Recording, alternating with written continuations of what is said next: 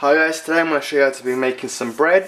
Quite simple. All you need is your strong flour, oil, sugar, salt, and then you need your yeast.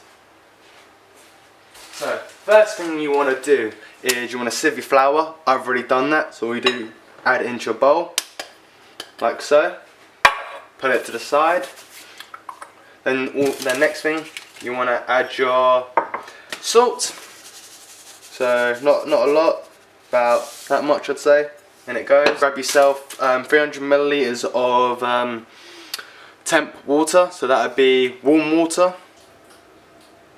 So I've got my temp water here. So my warm water. First thing I'm going to do, I'm going to grab a knife, cut it open, use a pair of scissors if that's safer for you.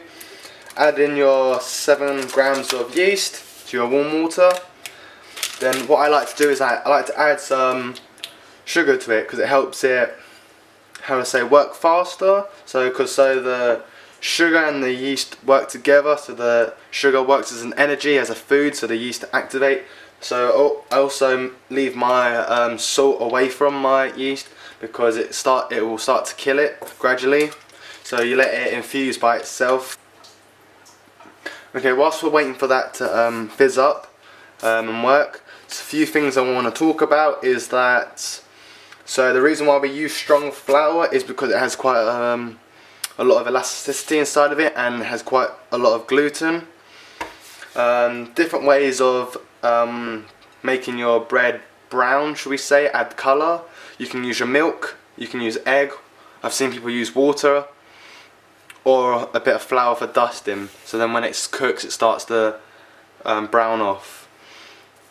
Normally you want to let it prove for 45 minutes to an hour. I've got a little trick that I'll show you later on about. Your cooking time is 25 minutes to 30 minutes.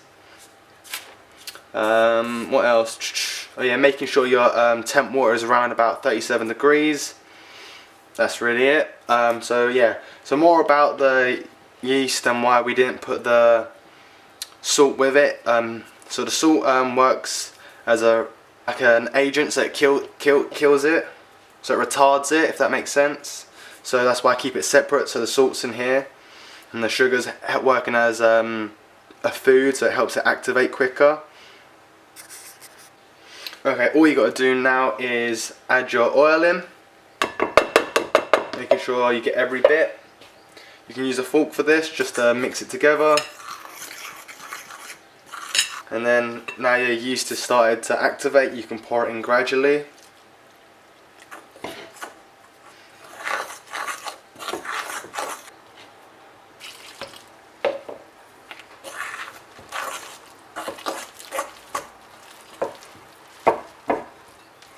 So now the flour started to bind together, you can now work with it more easy.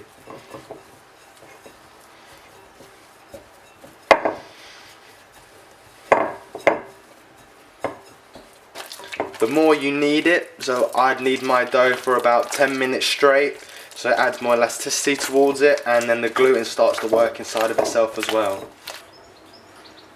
So I've kneaded it for 10 minutes or so. As you like to see, if I start to rip it, you can start seeing the gluten starting to work within itself. So then so when it rises, it works. All you want to do is keep pushing it round until you get a nice smooth top, like so. Okay, so then now you're pretty much done and you're ready. All you got to do now is just chuck it into a bowl, like so. So to prove my bread, I like to use a slow cooker on low heat with not a lot of water, just enough so it's just underneath the bowl. So all I do, I let it sit there with a tea towel over it. And just let it prove for 45 minutes to an hour. So once that's done, we'll see how it is. So our bread dough has risen, which is a good sign. That means the yeast has worked. Okay, so what I'm going to explain quickly is that if you don't have a slow cooker, there's 2 other ways that I know that you can do it. Either one, you can turn your oven on if it's a fan and leave it at the back of your oven with a cloth over it, and then the heat will start ventilating through the back. Or the other one that I have seen people do as well is put a Tito over it and stick it on their radiator if they can. I've done the oven one. I haven't really tried the put it on your radiator and turn your heating on, because obviously I don't know what heat that comes in at. But all we're going to do now is grab it from underneath. See if that elasticity working inside of it. So now just knock it back with your hands. That's literally all you've got to do. Just move the bolt away quickly. Fold it under, because the more you fold it under, when it goes to cook in the oven, it won't rise and say pop out from this side or the other side or so. So you want to just keep folding it in the best you can until you're comfortable with how it looks. And then grab it from the side as well and fold in.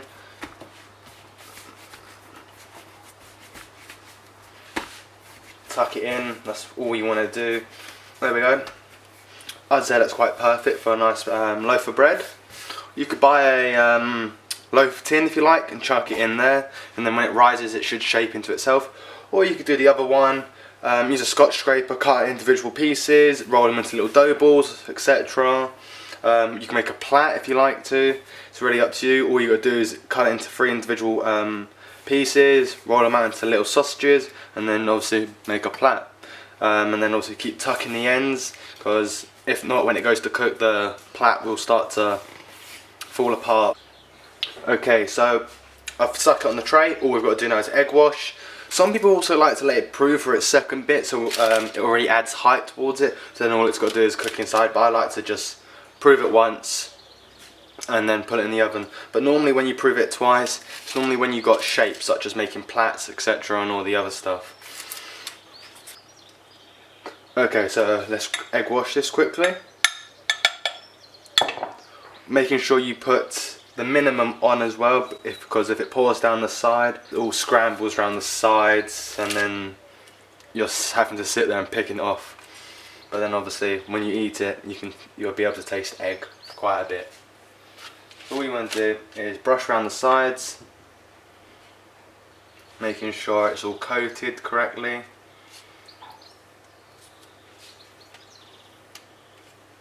Like so. That's it, I'd say. Ready to be put in the oven. Okay guys, so it's come out of the oven, it's done. It's started to push out from the sides, which is expected with bread because it takes practice. You've got a nice golden colour, that like I was saying. So that's pretty much it. All you got to do is let it cool down, then you can cut it. So that's pretty much it. So all I'm going to say, thank you guys for watching. Don't forget to subscribe, and please can you like the video if you enjoyed it. I'm going to try and upload a video once a week.